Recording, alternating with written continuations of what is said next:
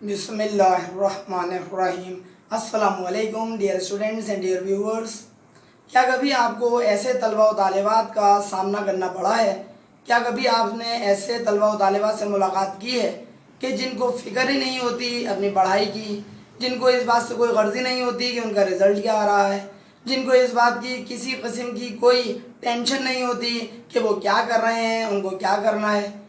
यकीनी तौर पर मुमकिन है कि आपका इस किस्म के स्टूडेंट से वास्ता ना पड़ा हो, लेकिन मेरा वास्ता अक्सर व बेशतर इस किस्म के स्टूडेंट से पढ़ता रहता है, क्योंकि आप जानते हैं कि मेरा ताल्लुक़ ही है दरस व तदरीस से, यानी कि टीचिंग से मैं वाबस्ता हूँ और अल्हम्दुलिल्लाह मुख्तलिफ़ जगहों पर पढ़ाने का मुझे इत्तेफाक होता रहता है। लिहाजा इस किस्म के खूबसूरत किस्म के स्टूडेंट्स नौजवान मुझे मिलते रहते हैं और उनसे मगज़मारी करनी पड़ती रहती है और उनको मुझसे मगज़मारी करनी पड़ती रहती है, क्योंकि मैं ऐसे स्टूडेंट्स को बिल्कुल भी छोड़ता नहीं हूँ।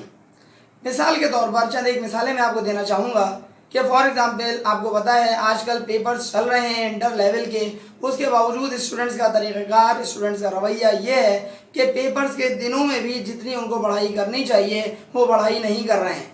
उनको जितना याद करना चाहिए वो याद नहीं कर रहे हैं, जितनी प्रैक्टिस करनी चाहिए, जितने सवाल घर पर सॉल्व करने चाहिए, तन मन धन की बाजी लगाकर जो कुछ कुर्बान कर देना चाहिए वो कुर्बान करने के लिए वो अभी भी तैयार नहीं है। मोबाइल फ़ोन जिंदाबाद, टीवी जिंदाबाद, इंटरनेट जिंदाबाद और बहुत सारी चीज़ें जिंदाबाद और पढ़ाई मुर्दाबाद। अब आप मुझे बताएं, जब ये स्लोगन होगा तो किस तरीक़े से पढ़ाई मुमकिन है, किस तरीक़े से आपका रिज़ल्ट बेहतर हो सकता है?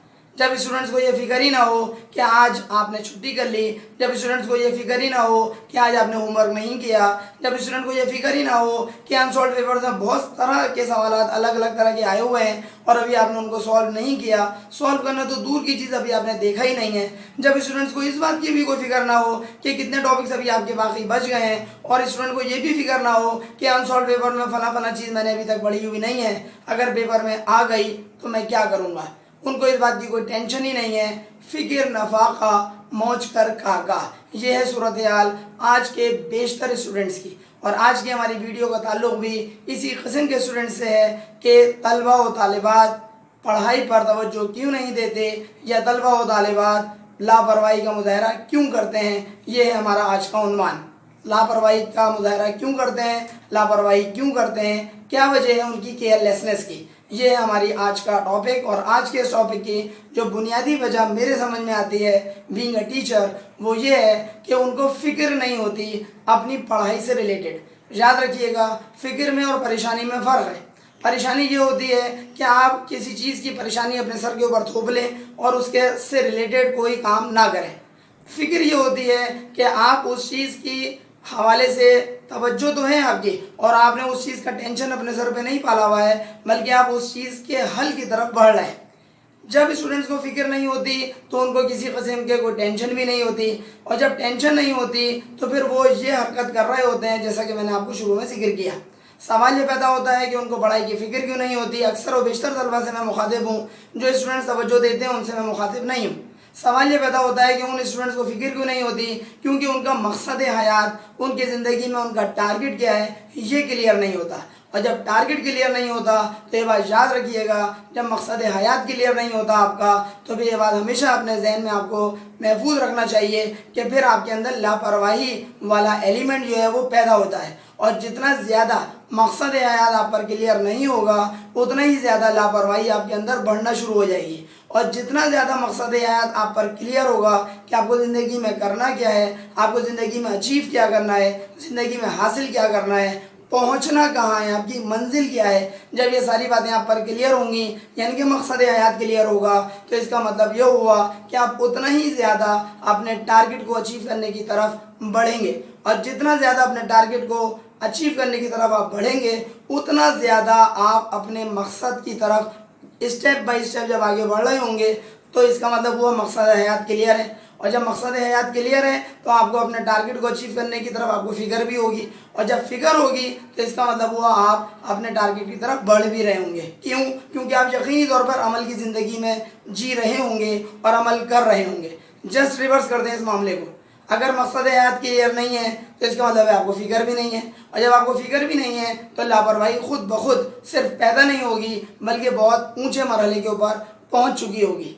चूँकि मेरा ताल्लुक़ रोज़ाना तलबा व तालिबात से बढ़ता है, लिहाजा उनकी हरकत व सकनात में बगौर उनका मुशाहिदा करता हूँ। और अगर कोई बात ऐसी मुझे फ़ील होती है कि इस गलती से बहुत सारे लोग, अगर यही गलती उनके अंदर भी पाई जाए तो उसकी इस्लाह की जा सकती है, तो उसको अपनी वीडियो में बयान कर देता हूँ।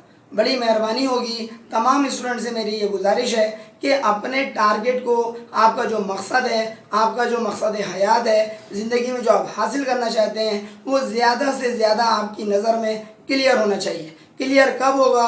जब आपने उसके ऊपर वर्किंग की भी होगी। वर्किंग से क्या मुराद है? आपको बिल्कुल अच्छी तरीके से क्लियर होना चाहिए कि अगले 1 साल में आपको क्या कर लेना है, 2 साल में क्या कर लेना है, 5 साल में क्या कर लेना है, किस तरह से हासिल करेंगे, कौन कौन से रिसोर्सेज आपके पास होने चाहिए जिनकी वजह से आप अपना टारगेट अचीव करने में कामयाब हो सकते हैं, कौन कौन सी रुकावटें आ सकती हैं, उन रुकावटों को दूर करने के लिए आपको क्या करना चाहिए। ये सारी बातें जब आपके दिलो दिमाग में बिल्कुल क्लियर होंगी, वाज़े, तो फिर इसका मतलब ये हुआ कि आप अपने टारगेट को अचीव करने की तरफ बढ़ रहे होंगे। और अगर आपके ये सारी बातें क्लियर नहीं होंगी तो खुद ब खुद अपने आप को पीछे की तरफ आप गिराने के लिए तैयार हो जाएं। क्यों? क्योंकि जब आपका मकसद ही आप पर क्लियर नहीं है तो इसका मतलब वो आप उस मकसद को हासिल करने की फ़िक्र भी नहीं करेंगे। और जब आप फिक्र नहीं करेंगे तो फिक्र नफाखा वाली सूरत हाल हो जाएगी। आपका अपने टारगेट की तरफ बढ़ना ना बढ़ना, एक होता है बढ़ना, एक होता है ना बढ़ना, आपके लिए हो जाएगा ना बढ़ना। जब ना बढ़ना होगा तो यकीनी तौर पर आप अपने टारगेट से दूर होते चले जाएंगे। जब दूर होते चले जाएंगे तो इसका मतलब ये निकलेगा कि आप अपने टारगेट को अचीव नहीं कर रहे हैं। और अचीव ना करने की वजह क्या होगी? आपका दिल नहीं लग रहा होगा। और दिल ना लगने की वजह क्या हो जाएगी? वही है कि मकसद हयात आप पर क्लियर नहीं है। अपने मकसद हयात को अपने ऊपर वाज़े करें, अपनी कोताहियों से सबक हासिल करें और उन्हें दूर करने की भरपूर कोशिश करें। जो लोग अपने मकसद हयात को वाज़े नहीं रखते, खुद ब खुद वो लापरवाह हो जाते हैं। और जब वो लापरवाह हो जाते हैं तो वो अपने मकसद से खुद ब खुद दूर हो जाते हैं। जितना ज़्यादा आप अपने मकसद से दूर हो जाएंगे, उतना ज़्यादा आप अपने मकसद को हासिल करने की राह में खुद आपकी ज़िंदगी, खुद आपकी जो शख्सियत है, वो एक बहुत बड़ी रुकावट बन जाएगी। उम्मीद है हमारी इस वीडियो से आप फ़ायदा उठाएंगे और ज़्यादा से ज़्यादा लोगों तक हमारा ये पैगाम पहुंचाने का सबब बनेंगे हमारी इस वीडियो को शेयर करके। अगर अब तक आपने हमारा चैनल सब्सक्राइब ना किया हो तो सर अली अहमद के नाम से हमारे चैनल को सब्सक्राइब भी कर लीजिएगा और बेल आइकन पर लाजमी क्लिक कर दीजिएगा ताकि आपको हमारी नई वीडियोज़ की अपडेट्स फ़ौरन और बर वक्त मिल सके। अगली वीडियो लेक्चर तक के लिए अपने टीचर सर अली अहमद को इजाज़त दीजिए। अपना बहुत ख्याल रखिएगा। अस्सलामु अलैकुम।